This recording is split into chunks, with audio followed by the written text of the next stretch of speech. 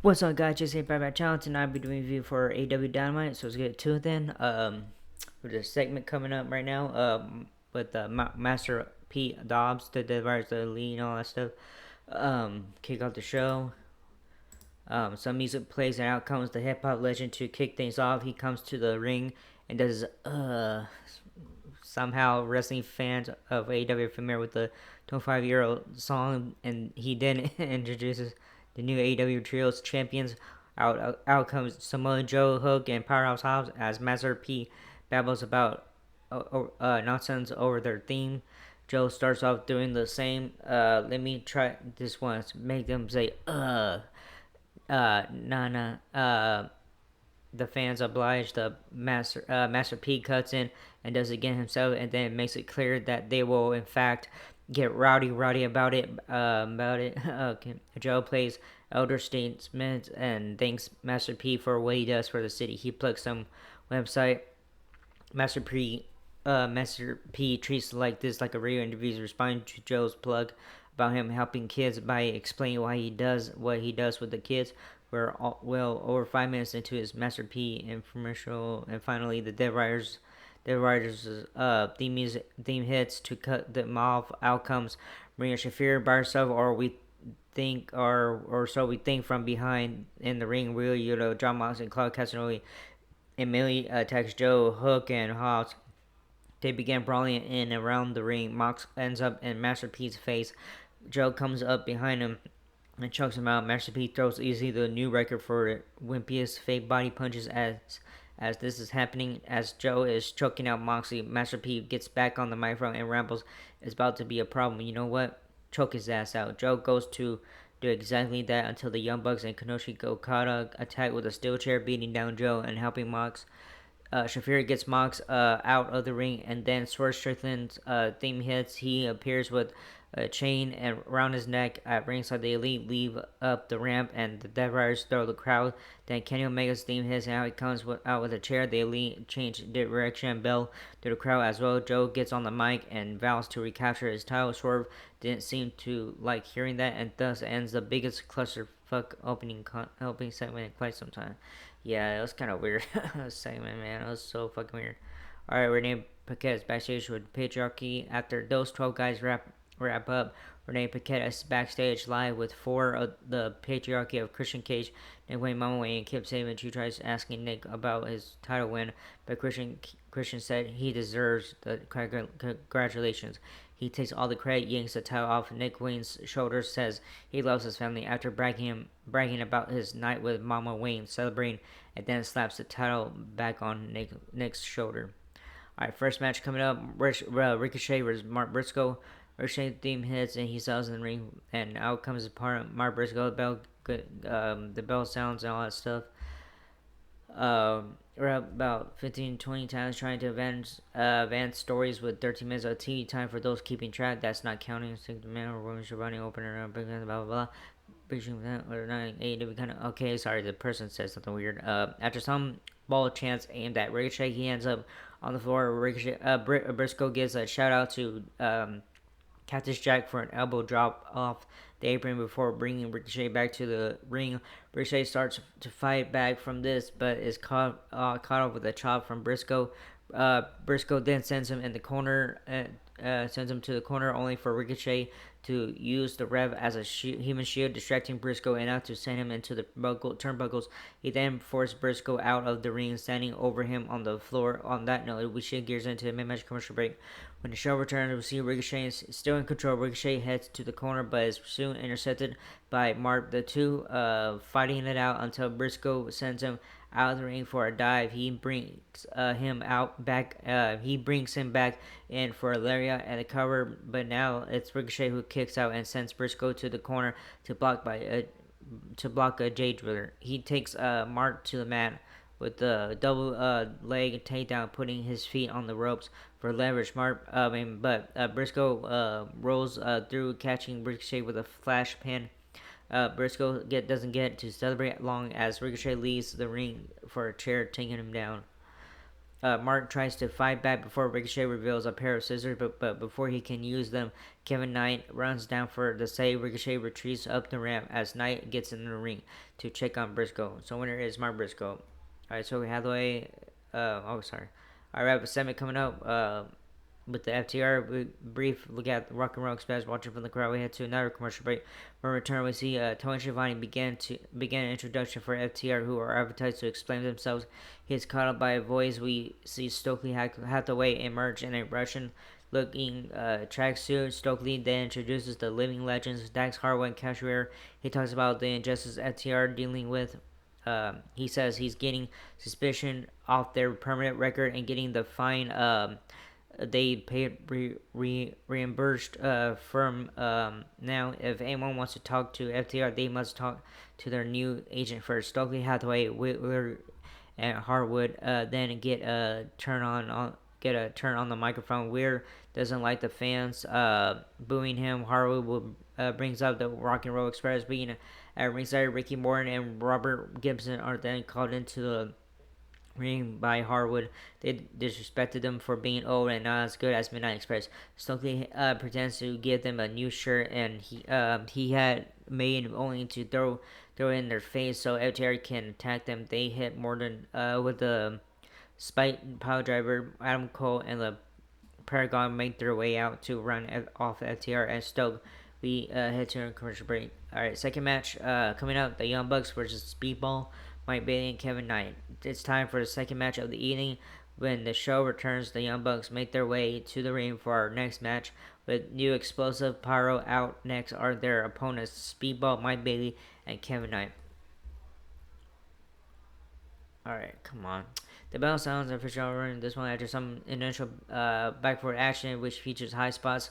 Almost instantly, we shift gears and head to mid-match commercial break. As the show returns, Nicholas tagged in to make the fight to Speedball, only to be rocked hard with a kick, forcing him to tag Matthews back in. Knight is sent off the apron, but Speedball fights back with a flurry of kicks to tag the Jet in. Knight takes off, sending Nicholas away to focus on Matthew by sending him to the ropes. Matthew gets sent to the mat as Knight continues the attack, only for Matthews to fight back for a pair of Northern Lights suplexes. Bailey tries to intervene, but Nicholas runs in to keep Speedball at bay. This allows Matthew to lay into Kevin, take him down for a cover, but Knight kicks out. Bailey gets a tag, but is sent down hard by Matthew, who makes a tag to Nicholas. He calls for a super kick party, but Bailey rejects the invite, only for Matthew to come running in, and he takes a super kick by Knight. Nicholas hits a super kick on Kevin, but is laid out with one by Speedball. All four men are down, but Knight and Matthew kip up for a double down, and Nicholas and Mike kip up for a roundhouse kick that sends them back down. Knight is back up and sets Matthew up on the turnbuckle as Bailey gets him on his shoulders, but Nicholas gets Kevin on his, leading to a game of chicken between Kevin and Matthew.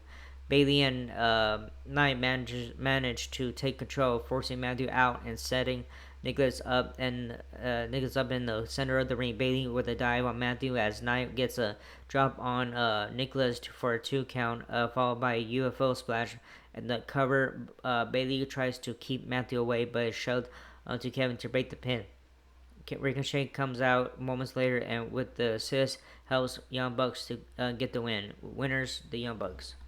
Alright, promo thing backstage instead of Thomas Tony Storm, Renee Paquette. Backstage, Renee Paquette with Thomas Tony Storm, who wishes the semifinals of the Owen Hart Cup the best of luck before addressing her appearance at the TCM red carpet. The Storm then issues an open challenge that is quickly answered by Queen Amina for AEW Collision on Saturday. Storm heads off.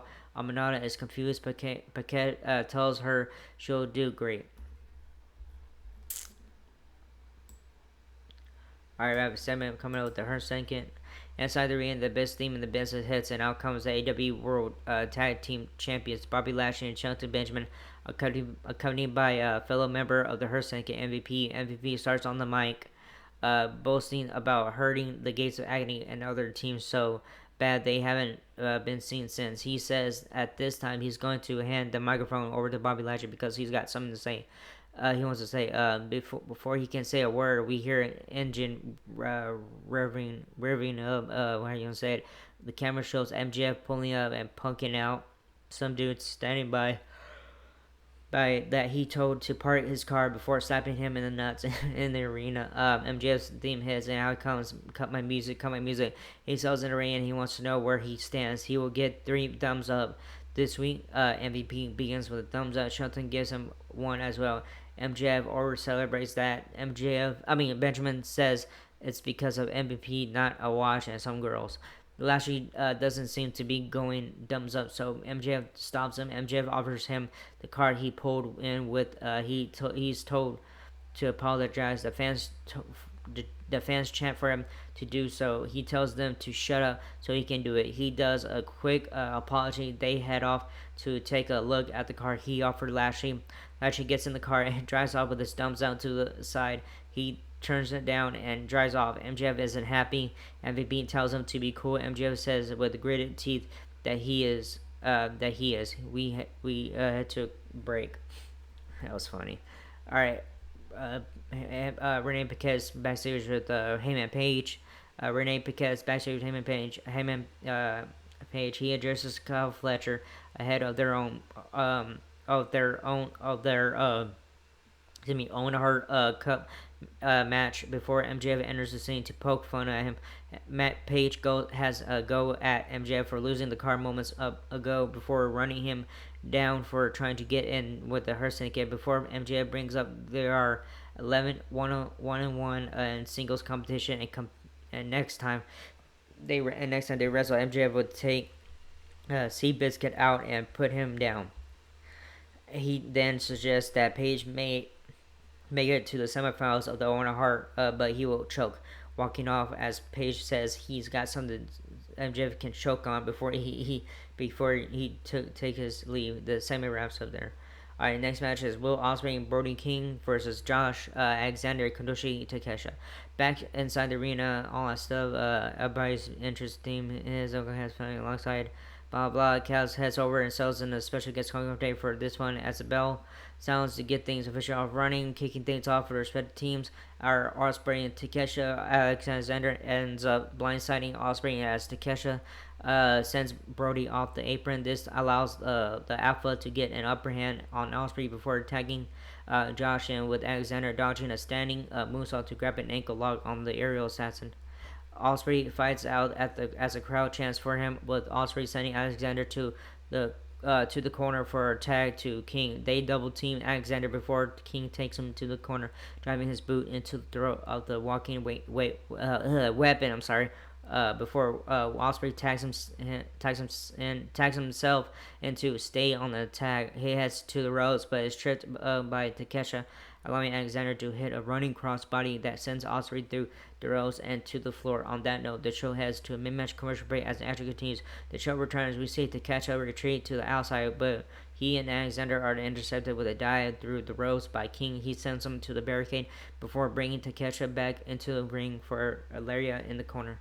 Tagged by Ospreay, who hits a double stomp on Takesha while he's on the shoulders of King, who drops Takesha Kanoshi or whatever to the mat for a cover by Ospreay, but the Alpha manages to kick out. Ospreay continues the attack before Takesha fights back, eventually hitting a blue thunderbomb on the aerial assassin for a close 2 count.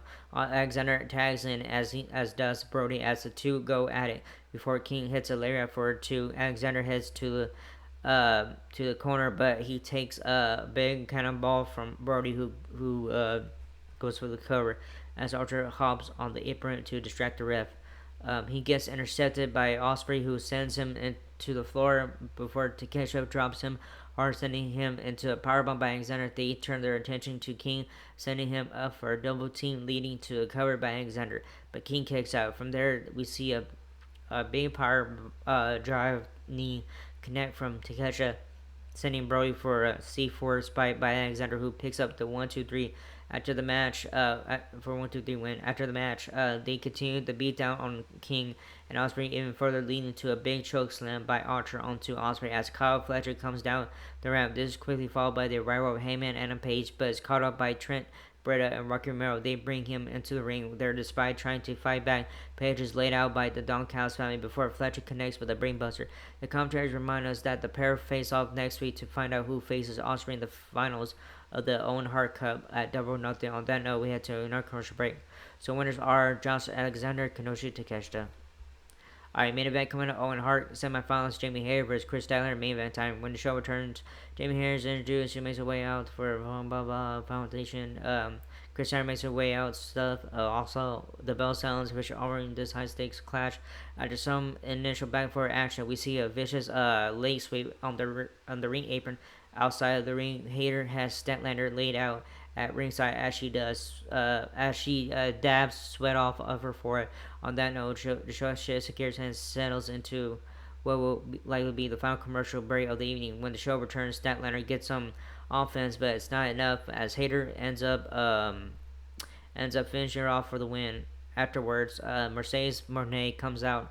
Hayter and Monet stare each other down as their match in the Owen Hart Cup Finals is promoted for AEW Double Nothing 2005. That's how we usually goes ourselves. So, anyways, so winner and advancing, Jamie Hayter.